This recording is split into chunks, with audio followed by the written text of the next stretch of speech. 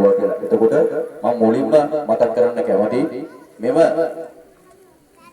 පත්‍රිකාව මම කියවාගෙන යන අවස්ථාවකදී යම් හේකින් ඔබේ නමක් මේ පොතක හරි තිබුණේ නැත්නම් ඒ ගැන කනගාටු වෙන්න එපා. සමහරට මටත් අතපසු වෙන්න පුළුවන්. මොකද මම තනි කෙනෙක්. එතකොට මේක හදා ගන්නකොට මගේ හිතේ තිබුණ දේවල් එක්ක තමයි මම මේ ස්තුති කතාව හදාගෙන තියෙන්නේ. එතකොට කාගේ හරි නමක් ගමක් කියවුනේ නැත්නම් ඒ ගැන කනගාටු වෙන්න එපා කියලා මුලින්ම ඉල්ලා සිටිනවා.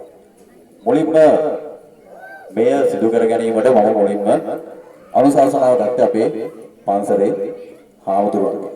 එතකොට උන්වහන්සේටත් මුලින්ම මම ස්තුතිවන්ත වෙනවා. ඒ වගේම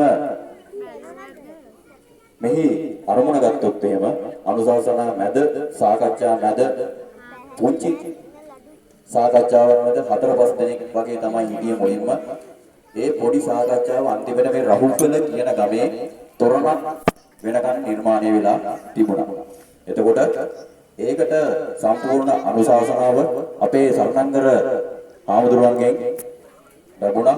ඒතකොට උන්වහන්සේට ඒ ස්තුතිය මේ අවස්ථාවේදී පුද කර සිටිනවා.